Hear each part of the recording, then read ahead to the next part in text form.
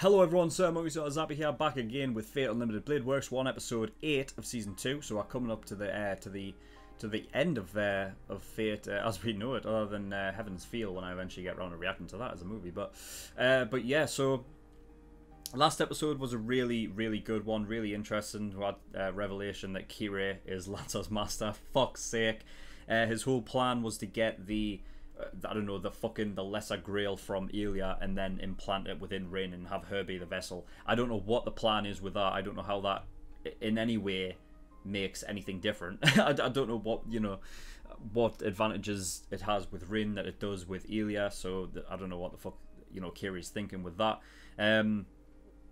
Kire ordered Lancer to kill himself, so we had that. And then we had Archer basically reveal himself, or I guess truly confirm the whole thing that he is actually Shiro from the future. You know what I mean? So, so I had that whole thing, and they're about to face off. I don't see how Shiro could possibly win that fight. I mean, you know what I mean? I just don't. Like, before this, he wasn't really fighting anybody. You know what I mean? Like, this is just a thing that he's come up against now. I mean, I don't know, there could be a thing where they're like, because I feel like there has been a few times where it's looked like Archer and Shiro have almost connected, so I don't know, maybe if there's a thing that's like, being transferred to Shiro from Archer, so he's able to have like the ability to do things that he wouldn't normally do, but you never know. But yeah, so that is a quick little overview of what happened last episode, but I want to get into this episode now and see what we get. So without further ado, let's go.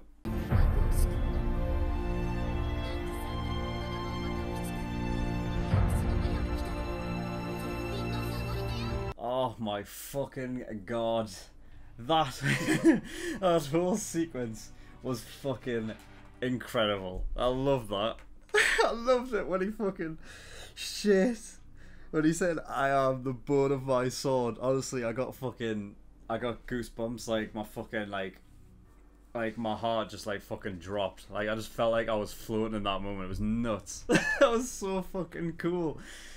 Oh man. Oh, that was so fucking amazing. That was epic. I love that.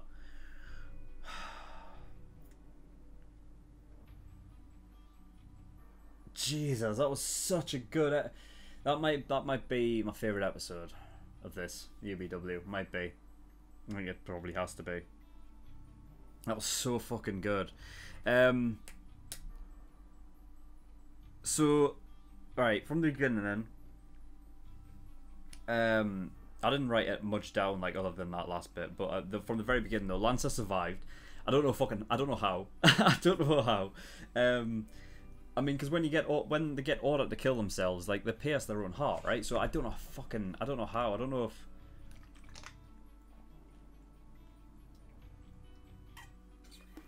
know if it was like because he has that Gaia Bolg thing. If there's something with his weapon that doesn't, I don't know, if maybe it doesn't, like, it's not a certain hit for him, because it's like the whole thing with his weapon, his Noble Phantasm, is that it's certain hit, isn't it, right? So I wonder if it's like maybe it's not the same on him, maybe, I don't know. But I mean, I feel like when it's ordered, like it's something that has to be done. So I don't know how he was left alive, but he fucking stood up and he fucking killed Kire. Holy shit. Oh man. And then and then he gave Shinji a little nick, and then he fucking made him run off. That was great, dude. Lancer was so good. Like it might be my favorite servant this for UEW. He really might be. Like he's fucking up there just after that whole thing. Like it was so good, and then he just fucking let it go up in flames to make sure that he killed off him and Kire. Now, I don't know if it's a fucking... I feel like it's got to be confirmed, right? I mean, he was brought back from Death Ones. I don't know if it's going to happen again. I mean, that was cool, though. That was awesome. So, yeah, he set off the flame, burnt himself along with Kire. That was such a badass way to go out. And then... Yeah, so we got the the Archer and Shiro stuff. You know, he kept up with them. I think it was confirmed the idea that abilities are sort of merging with Shiro. He's like getting that from his like, well, his past self technically, innit? I keep calling him like his future self because like he's older, but technically it's his past self, right? So he's getting those like that sort of muscle memory and things like that are passing on to Shiro. So yeah, it makes sense that he's able to keep up with him, and also that thing of like him Archer gradually like losing mana because he doesn't have a master to take any off. So yeah, I mean, I can believe that he's able to sort of like keep him at bay, like go toe to toe with him a bit, even though Archer is still like getting the best of him, obviously, as you would imagine. So, but yeah, I love the little, mostly the whole sequence from from the point where they entered his reality marble to the very end there. That was really fucking, like, all of that was just top tier, like fucking 10 out of 10 stuff. That was really fucking cool. So I love when they're back to back and stuff, and then they're talking about how, you know, Shiro basically, like, all of this stuff, like he's basically going through all of this, and Archer's basically like, he says that he doesn't have the memories of the past, but he knows, because so essentially he has the he knows what he was at that point, and that's how he sort of, you know, that's how he remembers, like, you know, he looks at Shiro and he remembers, like, oh, that's what I was at one point, you know. So it's not that he like, you know, he remembers, but he knows, kind of thing, you know. That whole thing, I think there was something about, you know, I was trying to keep up with all the subtitles and all of that, is like there's something that you've forgotten. And throughout the whole of UBW, there's been like the flashbacks to the end of the Zero Holy Grail War, right? And I've been like, in my head, I'm thinking there has to be something before that. Like, how does Shiro get there? Because I was thinking, like, it can't be just as simple as Shiro got caught up in it and he just happened to be a survivor, right? I think the idea was that there had to have been something else, like whether there was we got a look at maybe like his parents or something that died in there, and then he was all that was left. I just felt like there had to be something else, and by the looks of it, I think what it was whoever was on the, like, Shiro was in on the outskirts along with a lot of other people, and he decided to go in. So the idea is that when Archer's basically saying, like, oh, you got all of your ideals are basically projected onto you by Kiritsugu, when in reality he had those already instilled in him before he met Kiritsugu, like that he walked into hell, right? He walked into the fucking, into all that shit, and then he was caught up in it, right? So essentially, you know, the sort of the mirror sort of image of him and Kiritsugu doing almost the same thing, like, you know, like going in there, looking, trying to find any survivors and save them, but then Kiritsugu ended up finding Shiro, and then, you know, it was just an extension of what Shiro already had in him anyway, the idea of going in to save people, right? I like that, and then it brought up like a fucking, I loved the fucking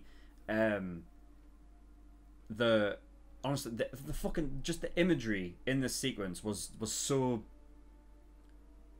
like, visceral. It was so good. Like, having mini Shiro, when he was walking in, you had current Shiro behind him saying, you're walking into hell.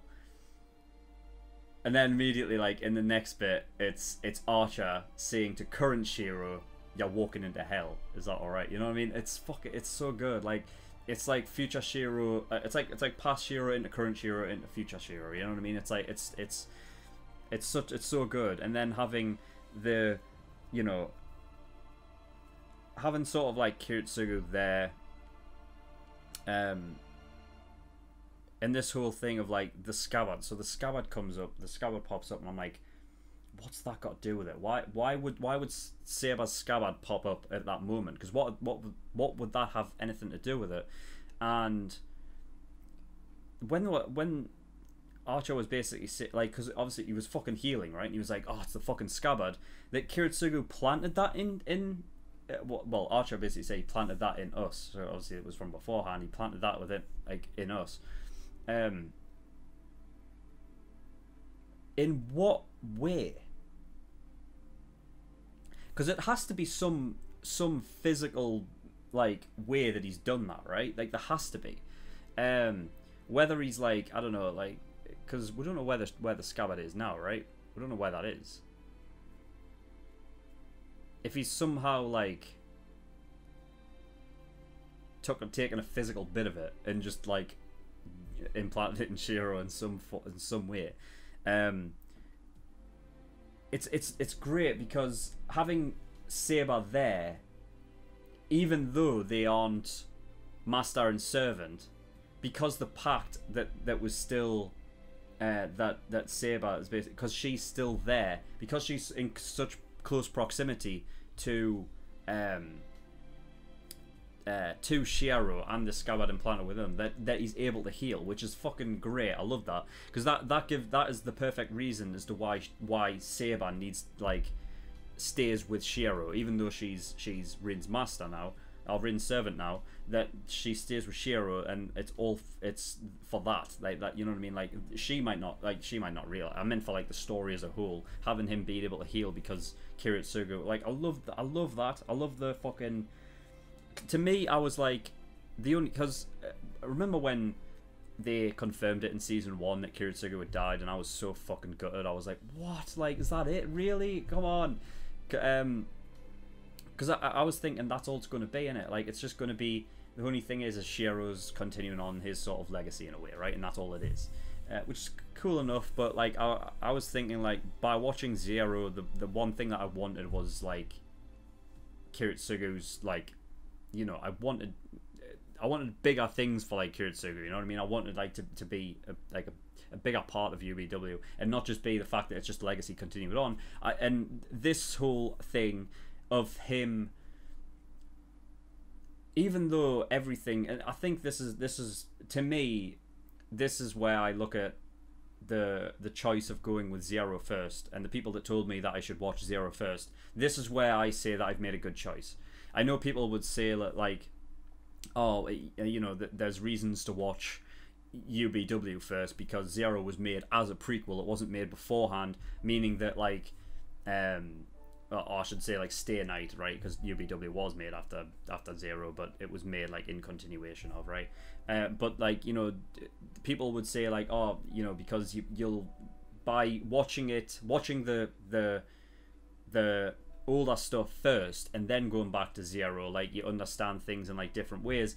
But I would have never gotten that sort of, I feel like I would have never gotten that, I wouldn't have felt the same way about this that I did if I hadn't have watched Zero first. You know what I mean? Like, I think there's something in, I like the fact when the past sort of, when you get that feeling of past going into future. I feel like when you watch something and you watch something that where they're like, oh, and now we're going to do a prequel, like, that you don't, that maybe you don't, you see it in a different light. Like, maybe you don't, like, you know, and there's exceptions to everything, it doesn't go for everyone, but, like, that you may not see it in a different, you may see it in a different way, that you don't maybe, like, respect the older lot as much, you know what I mean? Like, and I think by watching Zero first and having this whole thing where Kiritsugu and Saber never interacted with each other, they only interacted through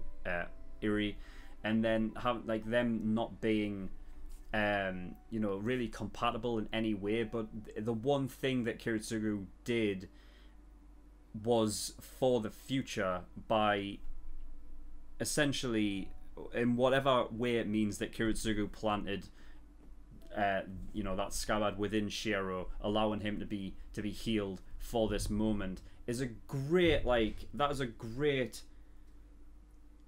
continuation of a story. That's a great, like, arc right there. I love that because that's so far beyond Kiritsugu actually absolutely dying, and it's more than just his legacy carried on in Shiro's ideals, and it's actually like a physical thing that he's managed to do, and it's that to me is like great. That to me makes me not disappointed at the fact that Kiritsugu died. I had a comment saying that the reason why Kiritsugu had died was because of that curse that he got put on, the Angra Mainyu thing, yeah. So yeah, basically the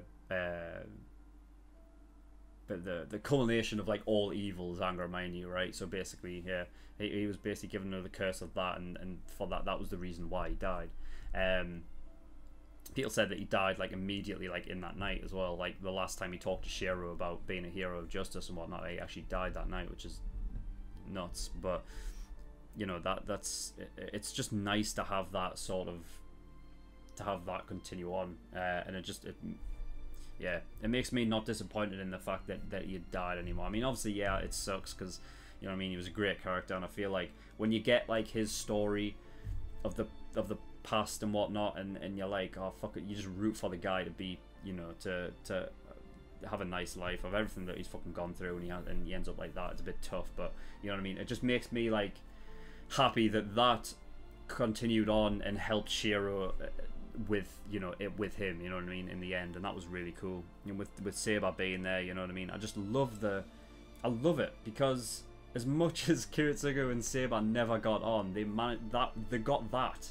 Like, he used that, knowing that in the future that may help him. Like, he must have known at some point that could be a possibility, and that was awesome. I love that. That's really, really cool. When he says, "I am the bone of my soul," man, that just. So everything leading up, that whole sequence leading up to there is like a huge fucking build up, and he's saying like, "I am the bone of my soul" is like a fucking climax. You know what I mean? It's so fucking cool. It was so awesome. Like that whole scene just really fucking.